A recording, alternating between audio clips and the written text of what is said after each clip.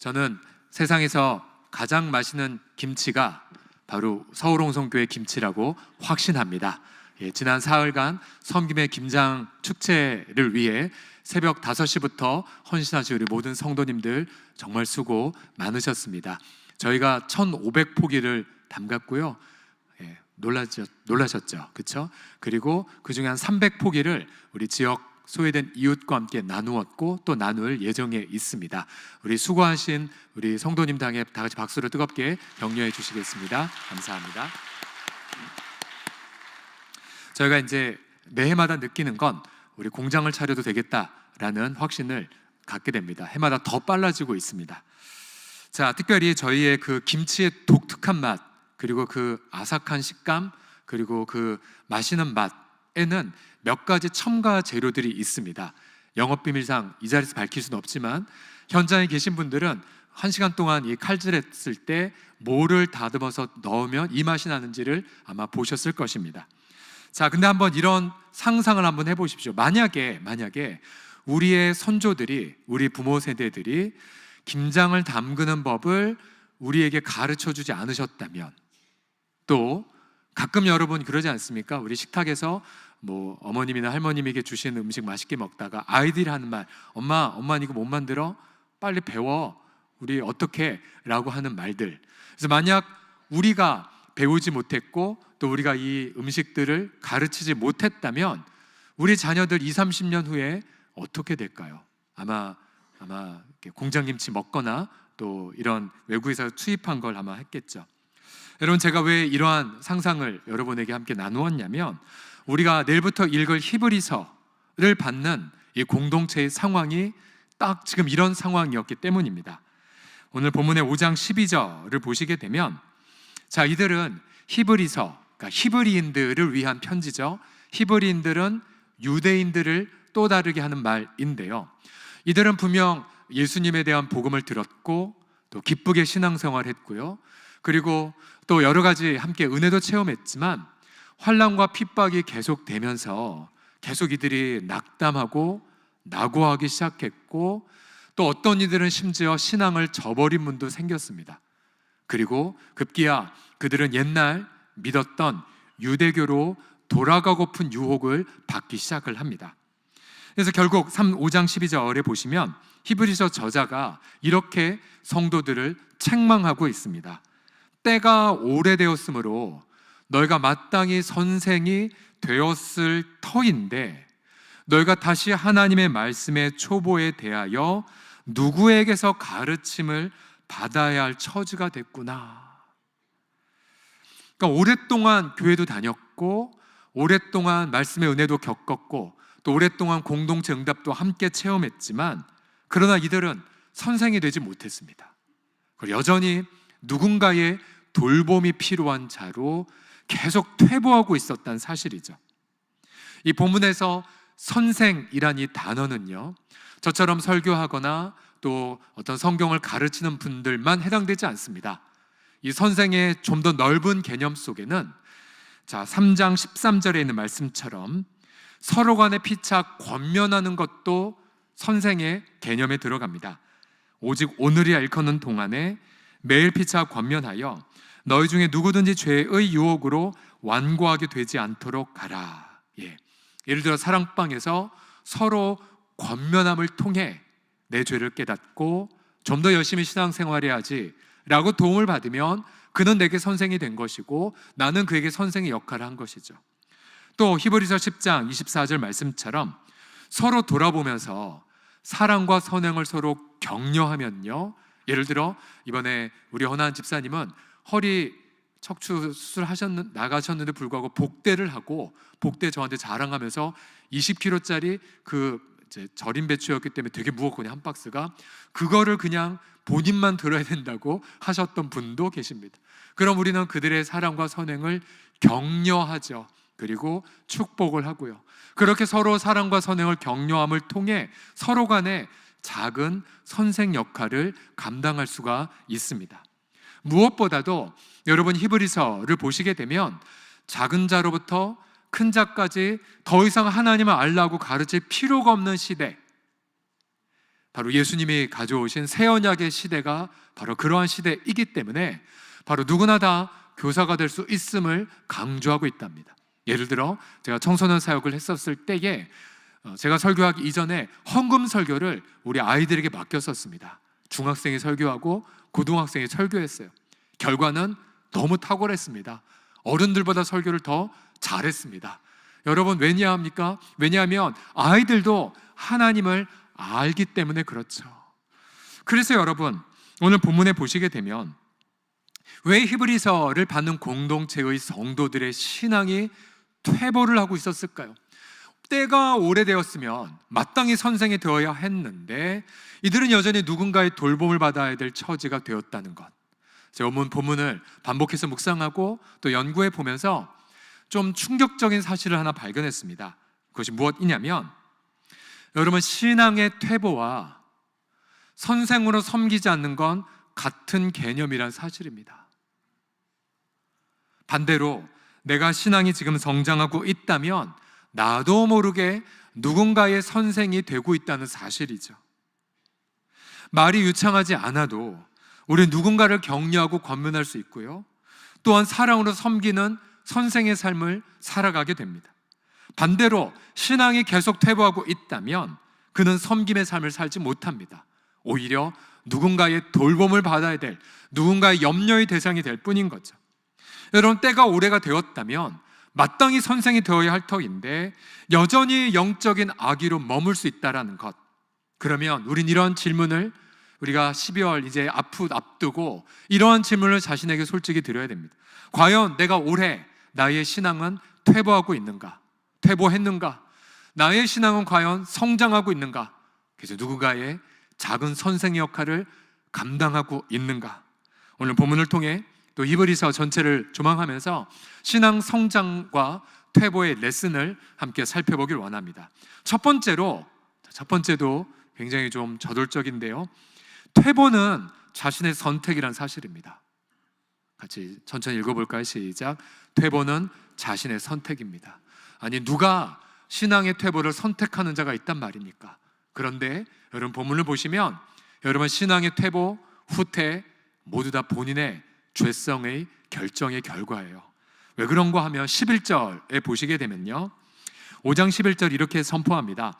멜기세덱에 관하여는 우리가 할 말이 많으나. 자, 멜기세덱은 이번 주 금요 집회 때에 어렵고도 쉬운 멜기세덱과 그리스도라고 해서 자세히 설명을 할 것입니다. 멜기세덱은 한마디로 말하면 구약시대 옛날에 있던 양반인데요, 죄송합니다. 제가 어르신들 따라서 멜기세덱이 왕이요 제사장인데 저도 습관 따라 멜기세덱 양반이라고 그렇게 말합니다. 자, 이분은 어떤 분이냐면 예수님을 예표하는 인물이셨습니다.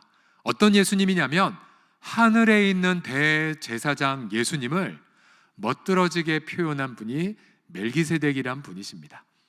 자세한 건 금요 집회 때 함께 나누도록 하고, 중요한 건 이것입니다. 그 다음 후반절 보시게 되면 너희가 듣는 것이 어떻게 해요? 두나무로 설명하기가 어렵구나 라고 말합니다. 자, 여기서 둔하다라는 이 단어는 나태하다, 게으르다라는 그런 뜻입니다. 즉, 많이 배우지 않아서 말씀이 어려운 게 아니라, 또 성경 지식이 부족해서 알아듣지 못하는 것이 아니라 스스로 주님의 음성을 듣지 않기로 선택했기에 말씀이 어렵구나라고 말한 것입니다. 이게 무슨 말이냐면요, 광야에 있던 이스라엘 백성들이 그 대표적 사례입니다. 이스라엘 백성들은 10가지 재앙으로 이집트가 심판받는 걸 목도했습니다. 어린 양의 피로 구원받았고 홍해가 갈라지는 것도 보았죠. 그러나 그 광야에서 그들의 마음의 상태가 어떠했습니까? 3장 7절 8절로 보시면, 그러므로 성령이 이르신 바와 같이 오늘 너희가 그의 음성을 듣거든 광야에서 시험하던 날에 너희들의 선조들이 거역하던 것 같이 너희 마음을 완고하게 하지 말라라고 말합니다. 여기서 마음의 완고한 상태, 즉 마음이 굳어진 상태가 바로 다른 말로 말하면 듣기에, 성령의 음성을 듣기에 나태하고 게으름을 선택한 마음이란 사실이죠. 여러분, 자신의 삶이 분주하게 바쁠 수 있어요. 그렇지만 성령의 음성을 듣는 데에는 귀를 닫을 수가 있습니다. 여러분, 지금도 예수님은 쉬지 않고 우리를 위해 기도하시고 계세요. 지금도 우리를 돕고 계십니다. 하지만 마음이 분주하여 성령의 음성을 듣는 데에 게으름을 선택한 이들은 예수님의 도우심을 받는 거에는 관심이 하나도 없습니다. 오로지 바쁘다는 핑계 하에 자신의 힘과 자신의 판단에 따라 그렇게 분주할 뿐인 거죠.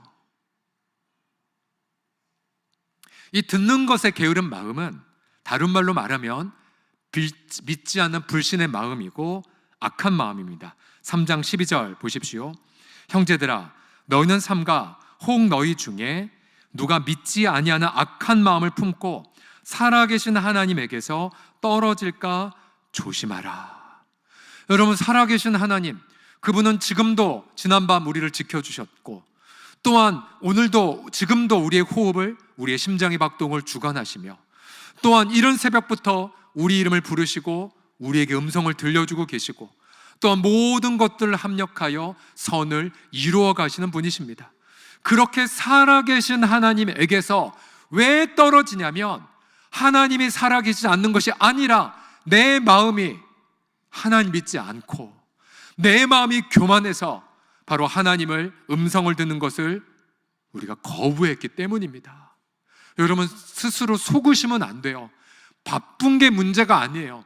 내 마음이 분주한 게 문제이고, 그래서 우리의 모든 옛날 믿음의 선배들은 게으름과 나태를 죄라고 말했습니다. 게으름과 나태를.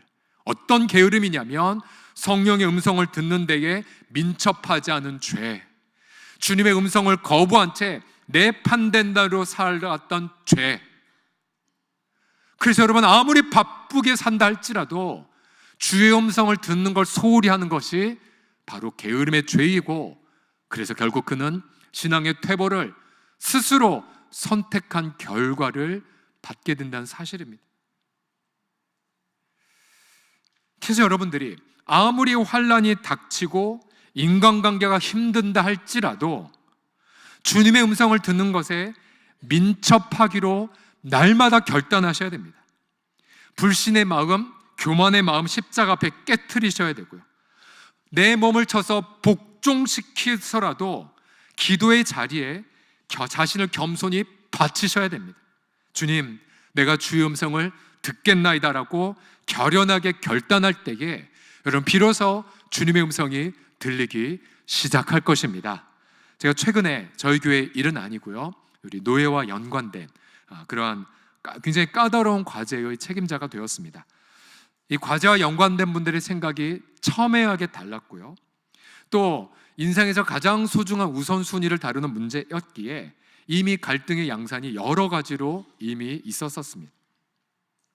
처음에 이 과제를 맡고 제 마음은 굉장히 마음이 무거웠었습니다. 우리 공동체에서는 기도응답도 받고 연탄도 나르고 뭐 굉장히 좋은 응답도 받고 금요일 날 저희가 배추를 박스째 나를 때 여러분 이런 응답도 있었어요. 원래 저희가 주문한 건 상품에 절임 배추 1,500포기였지만 그러나 막상 그 출하하는 데가 상품이 없어서 최상품을 어쩔 수 없이 갖다 줬어요. 그래서 한 박스당 5,000원씩 우리가 이득을 보았었습니다. 뭐 이런 응답들 기쁘지 않으셨습니까? 저는 나르면서 너무 기뻤어요. 야, 우리가 얼마를 번 거야? 하면서 너무 기뻤는데 뭐 이런 기쁨들이 있었지만 여전히 제 마음엔 계속 무거움이 있었어요. 어떻게 해야 되나 이거를. 여러분 그거 아시죠?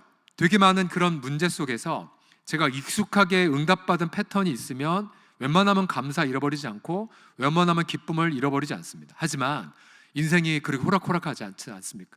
가끔가다 내가 생각하는 것보다 더 난제를 만나고 또 복잡한 인간관계 얽힘을 경험하게 되면 대부분 우리는 기쁨도 잃어버리고 감사도 잃어버리고 솔직히 기도 못해요. 염려에 사로잡혀서 못해요. 주 앞에 기도하면서 나아가서 하나님 어떻게 하면 좋겠습니까? 평강하지도 않네요, 이 부분에 대해서는. 근데 그때마다 성령님이 계속 이런 마음을 주시는 것 같았어요. 경철아, 너가 창의적 해결책으로 관련된 모든 분들에게 하나님의 대안을 제시해 봐. 하나님 어떻게 해요? 길이 안 보이는데, 이것저것 다 갇혀 있는데. 근데 계속 주님이 그런 마음을 주셨어요.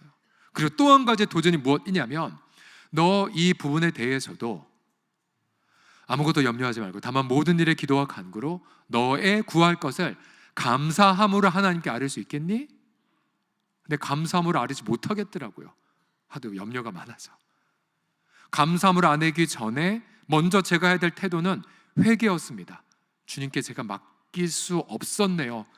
그리고 주님 이걸 해결하실 거라고 믿지 않았네요. 등등의 불신과 교만의 마음을 먼저 회개를 해야 감사를 회복할 수 있었습니다. 또한 주님이 계속 도전하셨어요. 경철아, 이것조차도 말이나 행함에 있어서 모든 일을 다 주 예수의 이름으로 하라. 그렇게 반복적인 주의 음성 속에 회개를 했고요. 그리고 제가 다시 제 자신을 내려놓고, 그러다 보니까 제 마음속에 평안이 다시 회복되고 다시 설레는 기쁨이 회복이 되었어요. 그러면서 아직 어떻게 해결될지는 모르면서도 불구하고 관련된 분들에게 잘 될 겁니다, 주님이 해결하실 겁니다, 주님이 길을 주실 겁니다 라고 하면서 계속 되게 많은 지혜가 이 이슈에 대해서 떠오르고 있습니다. 우리 사랑하는 성도들이요, 다시 한번 부탁드립니다.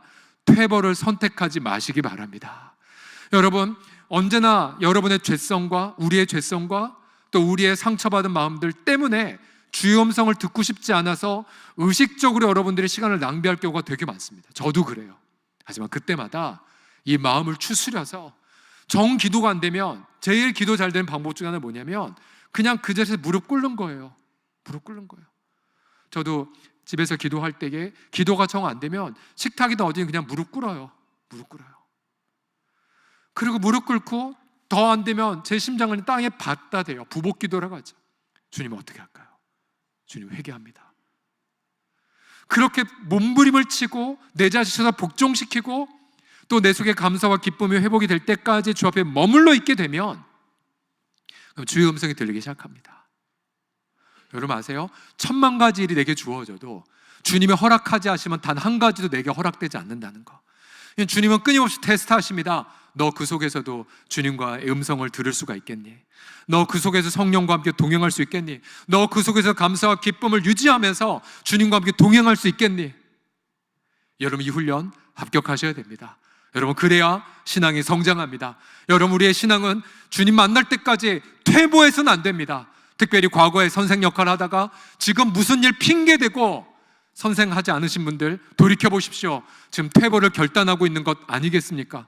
여러분 신앙의 퇴보로 가지 마시고 언제나 무릎 꿇고 주 앞에 나아가심을 통해서 신앙 성장의 그런 기쁨을 맛보는 우리 모두가 되시기를 예수님의 이름으로 축복합니다. 자, 옆 사람 모두 다 자신의 귀에다 손을 대고 이렇게 한번 고백하겠습니다. 주님 듣는 것에 민첩하겠습니다 라고 시작. 주님 듣는 것에 민첩하겠습니다. 아멘.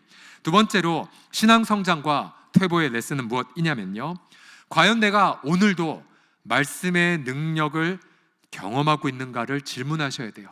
말씀을 제대로 내가 경험하고 있는가. 12절에서 14절까지 보시게 되면 신앙이 퇴보하고 그 다음에 누군가 계속 돌봄이 필요한 사람을 가리켜 어린아이, 젖을 먹는 자라고 말하고, 신앙 성장에서 누군가의 선생이 되는 자들을 단단한 음식을 먹는 자로 비유하고 있습니다. 보세요. 단단한 음식은 너희들이 못 먹고 있구나. 젖이나 먹어야 할 자가 돼버렸구나. 이는 젖을 먹는 자마다 어린아이니. 여러분 예전에 저도 얼핏 기억나요. 할머님들이 어린아기 이유식을 먹일 때 어떻게 하셨습니까? 먼저 본인의 밥을 한 숟갈 본인의 입에 집어넣고 그리고 본인의 치아와 아밀라제를 섞으면서 잘게 씹은 다음에 다시 뱉는다는 표현보다 뭐죠? 다시 자기의 수저에 옮겨서 어린애기에게 먹이셨습니다. 다 그렇게 자라셨죠. 그렇죠? 그러나 만약 그렇게 자랐는데 유치원 들어가서도 할머니가 떠먹여준 걸 먹는다. 고등학생이 되는 그렇게 먹는다? 상상할 수 없습니다. 키 발육 못하고 근육 성장하지 못합니다. 제대로 자라려면 밥도 먹고 멸치도 먹고 튼튼하게 먹어야 되죠. 그런데 영적으로 봐도 마찬가지란 사실이에요. 이 히브리서의 성도들은 누군가 먹다 남은 소화된 것, 즉 젖을 먹고 본인들은 직접적으로 의의 말씀을 경험하지 못했습니다. 자, 다시 14절 보여주시면 장성한 자, 신앙이 성장한 데 특징이 뭐냐면 첫 번째로 의의 말씀을 경험한 자들입니다. 여기서 말하는 의의 말씀이란 예수님을 뜻해요. 예수님. 의로우신 예수님, 우리를 위해 속죄의 제물이 되셨고 그를 통하여 우리가 불의한 자가 의롭게 되신 그 예수님, 지금은 부활 승천하셔서 지금도 의로운 대제사장으로 지금도 쉬지 않고 우리를 기도하고 계신 예수님, 그 예수님, 성경 전체가 예수님을 증거하고 있고 우리는 말씀을 통해 예수님을 경험합니다. 자, 의의 말씀을 성장한 자들은 날마다 경험하고요. 그 다음에 또 계속 보여주시면 지각을 사용함으로 계속해서 연단을 받습니다. 즉 말씀 그 자체로 그렇게 경험을 하여 말씀으로 응답받고 말씀으로 깨닫고 말씀으로 회개하고 말씀으로 곱씹고 계속해서 말씀으로 부딪힌 그런 삶을 살게 됩니다. 지금은 천국에 가셨지만 대전에 굉장히 큰 교회이면서 선교, 저희 교회보다 훨씬 더 선교 열심히 하는 어느 교회를 개척하신 침례교 계통의 목사님이 계셨는데요, 그분이 신학교 시절, 신학생 합부 시절 때에 그 대전의 카이스트 학생들, 석박사들을 상대로 개척한 교회였어요. 어떻게 목사님 하셨길래 이렇게 교회를 개척하셨어요? 라고 질문했어요. 그분은 다른 거 말씀하셨어요. 목사님, 저는 제자훈련을 했습니다. 어떻게 제자훈련 하셨어요? 제자훈련이란 말씀이 영혼의 골수에 부딪히게 하는 게 제자훈련입니다.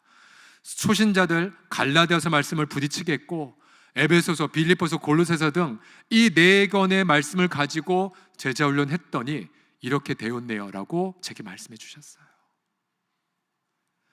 이 말씀의 본문 자체가 누군가가 소화했거나 누군가 먹어줬던 것이 아니라 내가 직접 말씀으로 예수님을 만나는 그 경험을 통해 신앙이 성장한다는 고백이죠. 여러분, 과연 정말 날마다 말씀을 부딪혀 계시고 계십니까? 아니면 여전히 누가 2차적으로 3차적으로 씹었던 부분들을 가지고 그걸 먹으면서 여전히 저죄에 연명하고 계십니까? 우리 서울홍성 공동체는 여러분 리딩 지저스를 통해서 그리스도 중심 성경 읽기로 그렇게 우리가 함께 나아가고 있습니다. 지난 화요일 날에도 안성수양관에 가서 전국에 오신 목사님들을 상대로 리딩 지저스 1권부터 3권까지를 강의하고 그렇게 왔는데요, 많은 목사님들의 열망이 새해를 준비하면서 어떻게 전체 성도들이 성경을 읽을 뿐만 아니라 어떻게 하면 성도들이 성경을 통해 예수님을 만날지에 대한 열망들이 굉장히 많으셨었어요. 우리는 감사하게도 작년부터 그리스도 중심 성경 읽기, 곧 리딩 지저스를 하고 있죠. 최근에 지난 10월 달인데요, 어느 한 여자 집사님께서 리딩 지저스를 읽고 나타난 변화를, 간증문을 그렇게 내주셨습니다.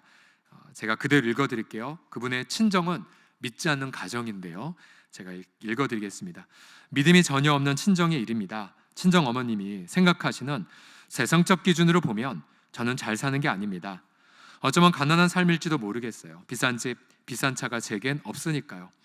저희 친정 어머니는 늘 걱정이시고요, 다른 형제들에 비해 뒤처진다며 저희 마음을 휘저어 놓으시곤 합니다. 그때마다 전 잘 살고 있는 것 같은데 불효녀가 된 것 같아 울기도 하고 화도 내고 심지어 몇 달을 어머니와 연락을 끊기도 했었습니다. 그런데 예수님 중심으로 성경 읽고 난 후부터는 아무리 안 좋은 말씀을 어머님이 하셔도 절대 넘어가지 않고 웃으며 품위 있게 행동하는 저를 발견한답니다. 어느 날은 제 마음을 흔드실 작정으로 심한 말을 계속하셨는데 제가 아무리 해도 동의되지 않자 어머님이 너 정말 예수님을 믿는구나, 진짜 예수님을 믿네, 너 그만 착해져, 더 착해지면 어떡해 라고 말씀하시더라고요.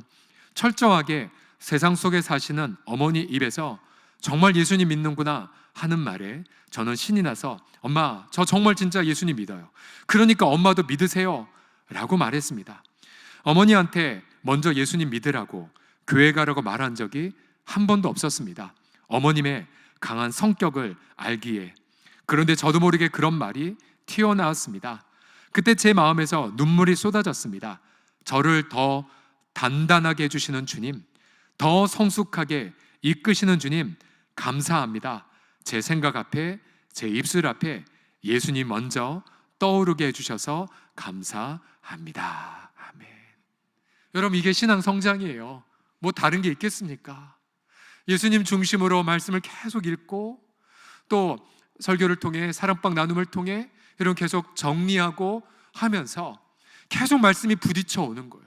그러니까 나도 모르게 이 자매님의 고백처럼 단단하게 됐고, 나도 모르게 더 성숙을 경험하고, 심지어 전도까지 하는 열매를 거둔 것 아니겠습니까? 여러분 더 이상 저제 만족하시면 안 돼요. 더 이상 검증되지 않은 유튜브 영상에 끌려다니지도 마십시오. 오히려 그럴 시간에 주님 앞에 독대하셔서 정말로 말씀을 가까이 하시고, 이 말씀 한 구절 한 구절을 통해 기쁨도 누리시고, 황홀도 경험하시고, 치유도 체험하시고, 이 말씀으로 내 영혼이 무장되시고, 이 말씀 속에 내 생각에 사로잡히시고, 말씀을 통해 일터의 통찰력, 회사의 추진력, 내 태도와 리더십 등 모든 수만 가지 선물을 누리심을 통해서 신앙 성장을 경험하는 우리 모두가 되기를 예수님의 이름으로 간절히 축복합니다. 이제 서롱성 교회라면 이렇게 더 말할 수 있어야 됩니다. 이렇게 감히 한번 선포해 보겠습니다. 리딩 지어스가 없으면 전 성도도 아닙니다 라고 시작. 리딩 지어스가 없으면 전 성도도 아닙니다. 올해 다 완독하는지 제가 다 보겠습니다. 그죠? 다 완독하셔야 됩니다. 끝으로 신앙 성장과 퇴보의 레슨은 무엇이냐면, 마지막 이렇게 결론을 내립니다. 성장도 자신의 결단이란 사실입니다. 다 같이 함께 따라해 주십시오. 성장도 시작. 성장도 자신의 결단입니다. 자, 6장 1절과 2절을 보시면 이렇게 도전합니다. 그러므로 더 이상 영적 아이, 또 선생이 되지 못함, 퇴보에 있지 말고, 그러므로 우리가 그리스도의 도의 초벌을 버리고, 마지막 9절 가시면 완전한 대로 제발 나아가라고 말합니다. 완전한 대. 여기서 말하는 완전함이란 성숙한 성품을 뜻합니다. 즉 예수님을 닮아가는 삶을 뜻해요. 그런데 본문은 분명히 결단하죠.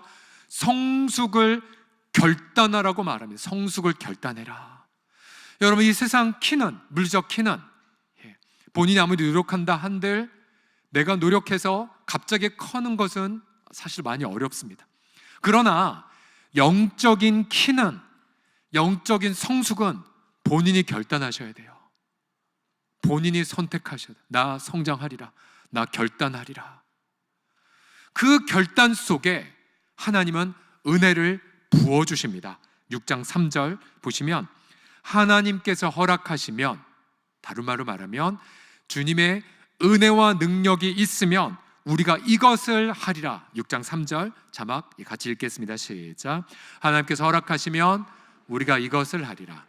자, 앞에 구절은 하나님의 전적인 은혜와 능력을 뜻하고요. 두 번째, 우리가 이것을 하리라는 것은 앞에 2절을 받는 거죠. 완전한 대로 나아가는 우리의 결단을 뜻합니다. 은혜가 없으면 성장할 수 없습니다. 그러나 결단하지 않으시면 성장의 은혜 체험할 수 없습니다. 여러분, 구원은 공짜입니다. 구원은 전적인 은혜입니다. 그러나 신앙의 성장은 여러분이 100% 대가를 지불하셔야 됩니다.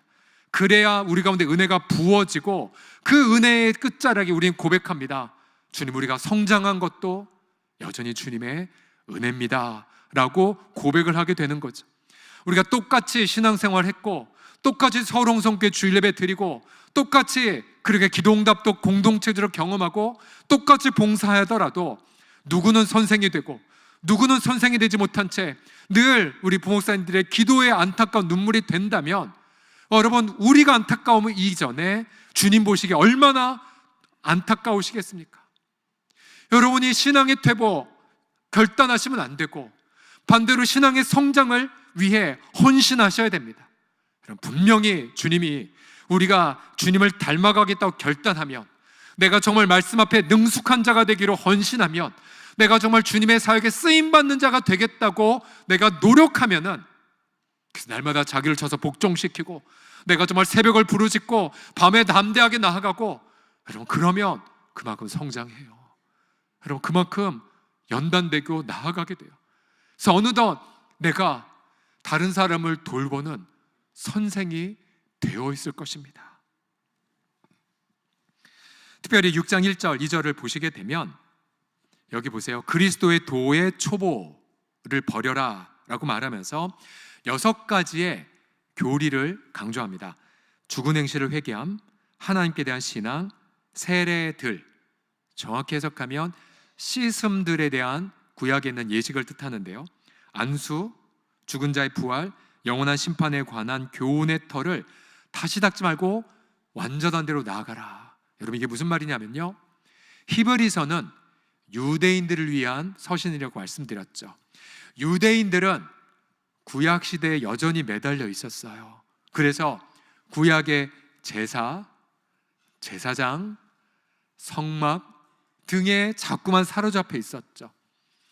여러분 회개나 부활이나 심판 너무나 중요한 교리들입니다. 그런데 여러분 만약 이런 걸 상상해 보십시오.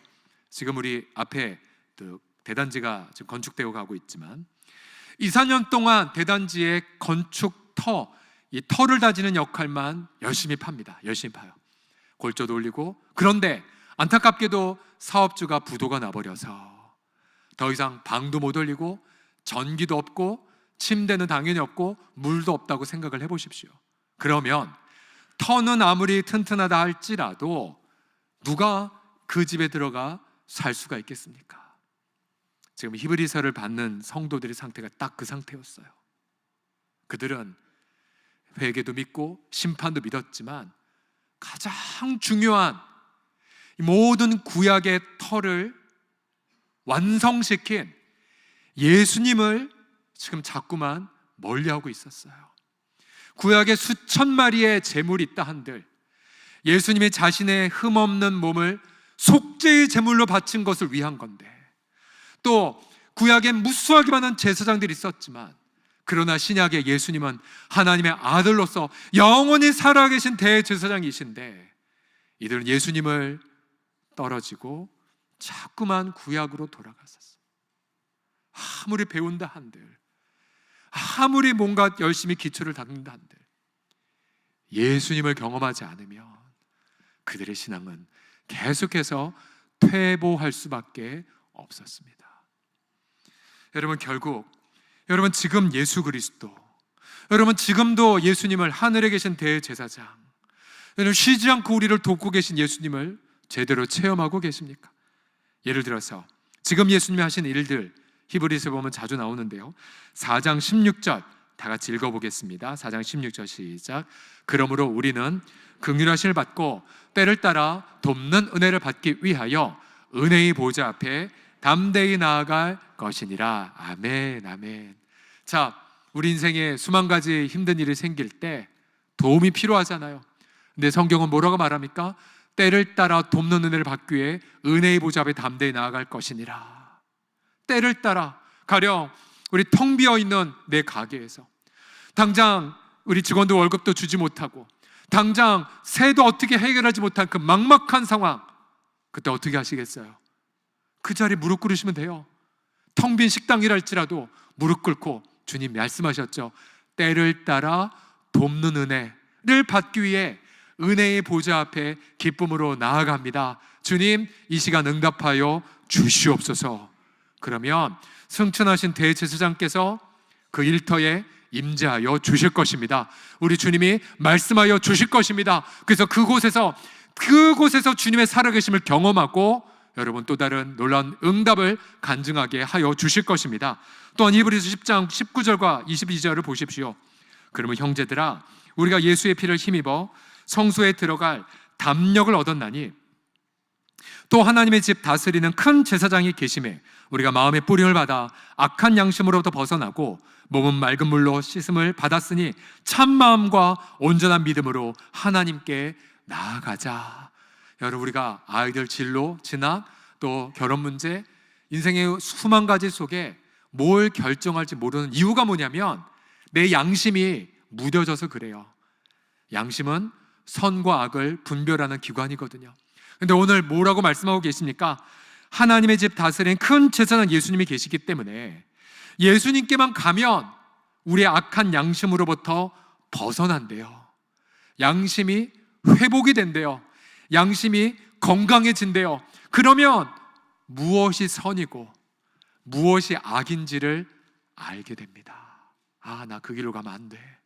나 그 사람이 이렇게 말해야 돼. 나 이런 태도를 품어야 되는구나.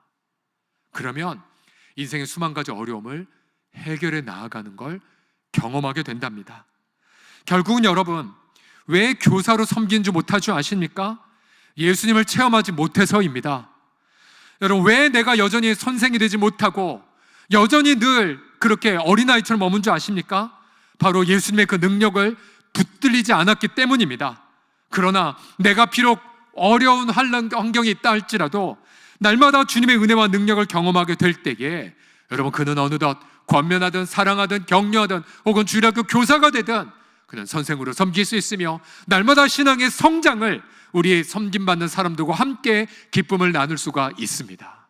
저는 저와 여러분 모두가 신앙의 성장을 결단하셔서 우리 모두가 누군가를 돕는 작은 선생들 다 되시기를 예수님의 이름으로 간절히 축복합니다.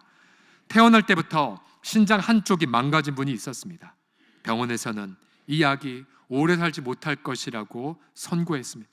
그 어머니는 아들 살려주시면 이 아들 주의 종으로 드리겠다고 바쳤습니다. 감사하게도 이 아들은 신장 하나밖에 없었지만 살아났고 성장했고 마침내 대학까지 들어갔습니다. 그리고 군대까지 갈 수가 있었습니다. 아들은 건강히 자랐고 그리고 좋은 학교에 공대에 입학했지만 아버지의 반대를 무릅쓰고 신학대학원에 입학하고자 했습니다. 이제까지 본인이 산 것, 죽은 목숨이었는데 사는 것이 하나님의 은혜였기 때문에 아버지가 반대했지만 어머니가 이렇게 말했습니다. 만일 아들이 그 길을 가지 않으면 아들은 죽을지도 모른다라고. 결국 허락받고 신대원에 들어가 지금 훌륭한 목회자가 되셨고 한 교회의 담임 목사로 벌써 30여 년 넘게 건강하게 섬기고 계십니다. 3년 전 목사님의 신장 위에 10cm짜리 육종이 생겼습니다. 병원에서는 6개월을 선고했습니다. 교인들은 목사님 볼 때마다 눈물을 흘렸습니다. 수술 앞두고 하루 전날 주일날 목사님 이렇게 기도하셨대요. 하나님, 지금까지 제가 산 것 하나님의 은혜고 이미 죽은 목숨 덤으로 살았던 은혜, 전 천국 가는 것 하나도 두렵지 않습니다. 하지만 저 때문에 눈물 흘리는 성도들을 보며 너무 마음이 아프네요. 하나님, 만약 저를 살려주신다면 월요일날 입원하여 수술 받고 수요일 설교하기 전에 퇴원하게 달라고 기도를 하셨대요. 그리고 이렇게 누워 계신데 누가 자신의 그런 아픈 부위에 이렇게 손을 만지는, 그리고 뭔가 뜨거움이 임하는, 그러면서 시원함이 임하는 걸 경험하셨대요. 눈을 떠보니 아무도 없었대요. 그리고 그 다음날 병원에 가서 수술 마지막 촬영을 했었을 때 의사 선생님이 한참 동안 기웃거리며 이렇게 한참 동안 이후에 말했대요. 10cm짜리 암이 사라졌네요.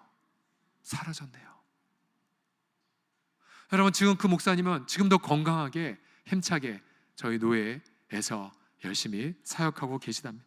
제가 이 이야기를 드립니까? 여러분, 대제사장지 예수님은 여러분 지금도 우리를 치유하고 계시기 때문입니다.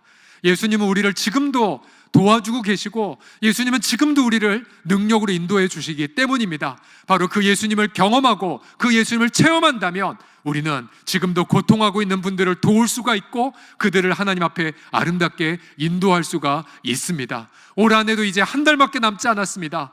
혹시 올 한 해 내가 이룬 거 하나도 없어서 혹시 허무감 속에 고개 숙이고 계십니까? 오히려 지금 이 시간 회개하고 하나님 앞에 신앙의 성장을 결단합시다. 그리고 내가 올 한 해 정말로 가장 신앙의 성장이 많이 해서 누군가의 작은 선생이 된 그런 기쁨의 한 해였다라고 그렇게 고백을 합시다. 저와 여러분 모두가 함께 아름다운 신앙의 성장을 경험하는 그런 저와 여러분 다 되시기를 예수님의 이름으로 간절히 축복합니다. 우리 하나님 앞에 영광의 박수 올려드립시다.